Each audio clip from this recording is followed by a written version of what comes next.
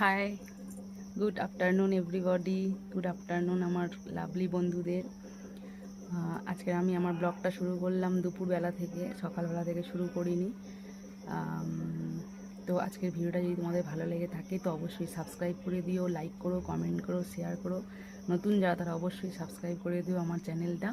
দেখো আমি ছোট্ট একটা ইউজার, খুব ছোট্ট একটা ইউজার, মানে কি বলবো, পায়ে পায়ে পথ চলতে শুরু করেছি। প্রায় প্রত্যেক দিন একটু একটু করে এগোচ্ছি, সম্ভব হয়েছে শুধু তোমাদের জন্য। আর আমি এটা চালিয়ে যাব যতই কষ্ট হোক না কেন। হয়তো দু একদিন আমি ভিডিও আপলোড দিতে পারি না, তার কারণ ছেলে আমার ফোনটা নিয়ে পড়াশোনা করে। ঠিক সময় যখনই আমি হয়তো ভাবছি যে আমি এডিট করে ছাড়বো, সেই সময় ও ফোনটা চাইলো। তো সেদিনের জন্য আমার আর ভিডিওটা ছাড়া হয় না, খুব কম হয়, সেটা একদিন দুদিন এরকম হয়ে যাচ্ছে। তো ওকে বকাবকি করছি তার জন্য, আবার পড়াশোনার জন্য নিচ্ছে বলে কিছু বলতে পারছি না। তো যাই হোক বন্ধুরা, আমি দুপুরবেলা থেকে আমার ব্লগটা শুরু করলাম। তোমরা আমার সঙ্গে থাকো, আমার পাশে থাকো, আর এইভাবে আমাকে সাহায্য করতে থাকো। আমি একটু একটু করে এগিয়ে যাচ্ছি তোমাদের জন্য, ঠিক আছে? তো চলো, আমি যা যা করবো সব কিছুই তোমাদের সঙ্গে শেয়ার করবো।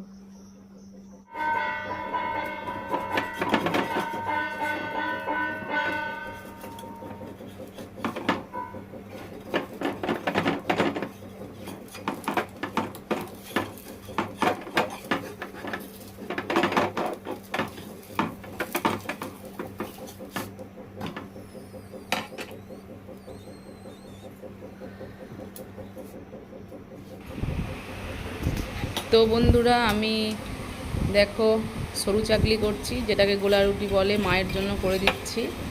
মায়ের আজকে পূর্ণিমা আছে বলে সেই জন্য ভাত খাবে না, মায়ের জন্য গোলা রুটি করে দিচ্ছি। উনি দুপুরবেলা খাবে দুটো, নিয়ে যাবে দুটো, আর তারপরে দু চারটে থাকলে ছেলে খাবে, আমি খাবো, এরকম ইচ্ছা আছে, সেই জন্য একটু বেশি করে গুলেছি। তো মনে হচ্ছে যে গোলাটা একটু মোটা হয়ে গেছে, আর একটু জল দিতে হবে, এই যে হাতায় আটকে যাচ্ছে না, অসুবিধা হচ্ছে। একটু বড় বড় করছি, কারণ মা তিনটে খাবে না, দুটো খাবে, দুটো দিলে দুটো খাবে, আর একটু বড় বড় হলে ওনার পেটটাও ভরে যাবে। সেই জন্যে বুদ্ধি করে এটা করছি, কিন্তু এত মোটা খেতেও ভালো লাগে না, আর করতেও অসুবিধা হচ্ছে। সেই জন্য ভাবছি যে একটু জল দেব, এদিকে মানে জল দেব সেটাও ভাবছি। আর এইদিকে আমি বসিয়ে দিয়েছি মাছের তরকারি, ভাত, ভোলা মাছ এনেছিল, মাছের তরকারি ভাত বসিয়ে দিয়েছি।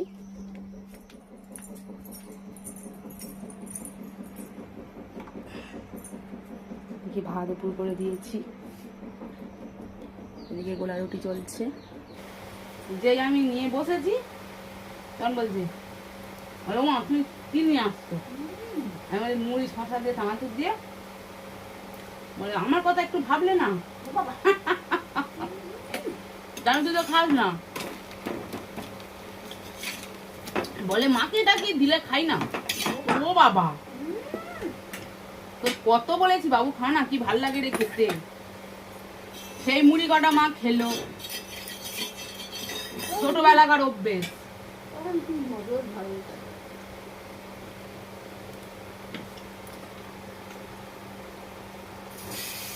কি হয়েছে, শশা কুচিয়ে টমেটো না খাস, চানাচুর দিলাম। হুম,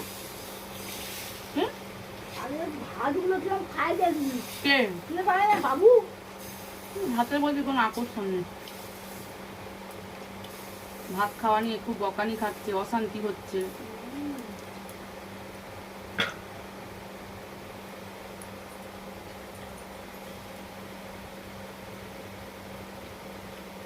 দেখো শৌচালয় করেছি, আমি একটা খেয়ে দেখছি কিরকম হয়েছে। আমিও খেতে খুব ভালোবাসি, আমি ভাত খেতে হবে। মাকে খেতে দিয়ে দিয়েছি বেগুন ভাজা দিয়ে আর রসগোল্লা দিয়ে। আমাকে মাছের তরকারি করেছি, ব্যাস। একটু খেয়ে দেখছি টেস্টটা কিরকম হয়েছে।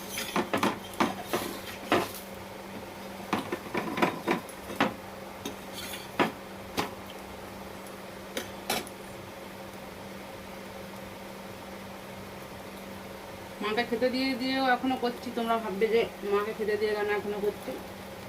মা দুটো নিয়ে যাবে বাড়িতে, রাত্রিবেলা খাবে, আর দু চারটে খাবে, আমি আর ছেলে খাবো।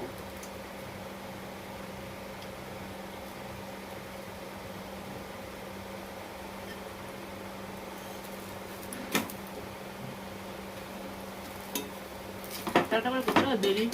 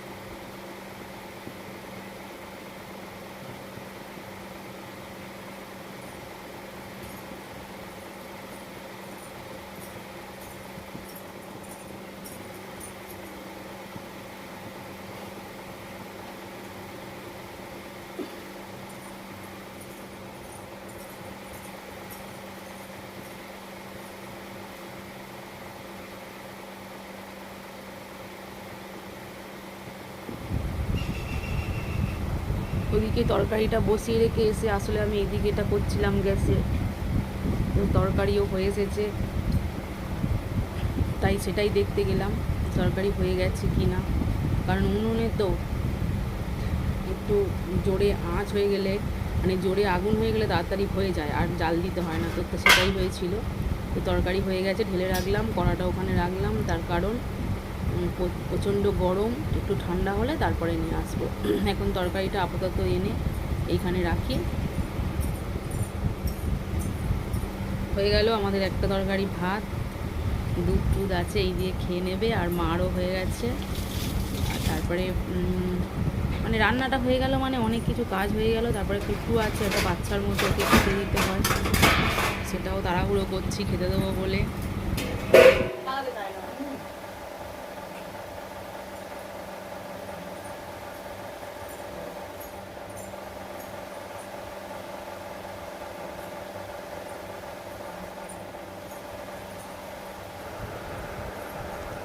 আমি এ ঘরে ঢুকলাম তার একটাই কারণ, এ ঘরে খুব একটা ঢোকা হয় না। ফ্যানটা প্রচুর নোংরা হয়েছে, খুব ধুলো পড়েছে, মোটা হয়ে ঝুল পড়ে আছে। প্রায় 2 মাসের মতো ফ্যানটার গায়ে হাত দেওয়া হয়নি। তার কারণ প্রচুর গরম পড়েছিল বলে বাবু মাস্টার আসলে বড় ঘরে বসানো হয়, কারণ এই ঘরটা যেমন ছোট আর তেমনি গরম।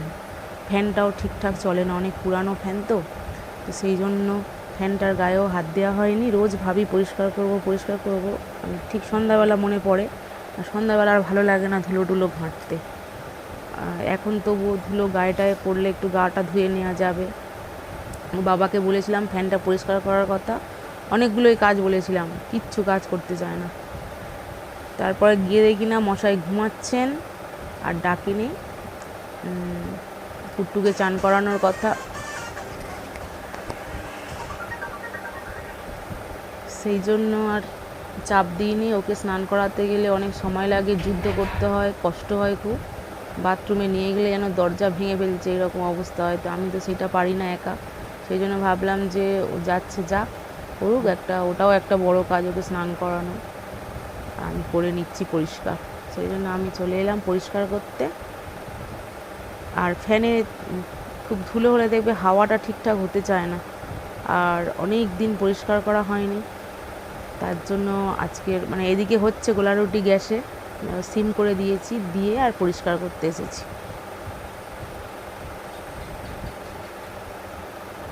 খুব বড় একটা কাজ আমার মনে হয় ঝুল ঝাড়াটাও, আর ঠিকঠাক সময় করা যায় না, ঠিক সময় মনে থাকে না, যখন মনে পড়ে তখন করতে ভালো লাগে না, এই আর কি।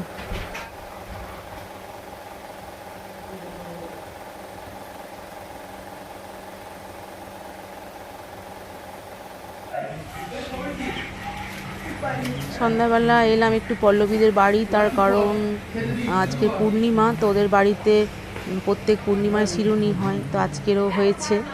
আমি প্রায় পূর্ণিমায় আসবো করে আসা হয় না, যে থেকে ওদের ঠাকুরঘর প্রতিষ্ঠা হয়েছে একদমই আসা হয়নি। তো সেই জন্য ভাবলাম যে আজকে তেমন একটা কোনো কাজ নেই, ওদের বাড়ি থেকে একটু ঘুরে আসি, তো ও বলেছিল যে আসবি বৌদি, সেই জন্য এলাম। দেখো কত সুন্দর ঠাকুর ঘরটা। আর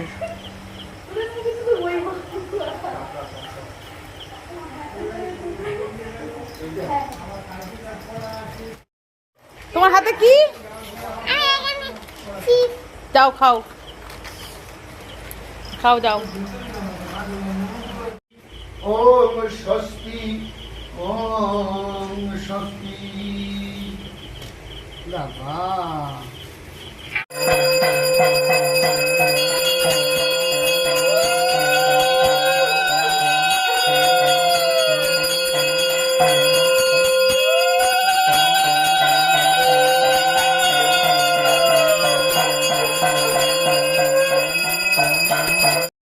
হয়ে গেল পুজো। এবার ঠাকুরের ভোগ দেওয়া হয়েছে, দরজাটা বন্ধ করে দিয়ে একটু ভিতরে যাবো, তারপর প্রসাদ তোলা হবে। ঠান্ডায় চলো আমার ভেতরে চলে যাই। টিফিন বক্স দিচ্ছি।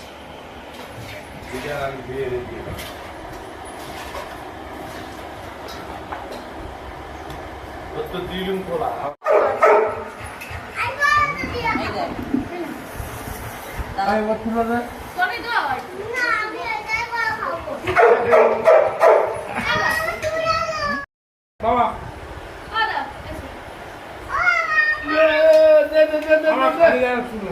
দেখে ব্লগ এরকম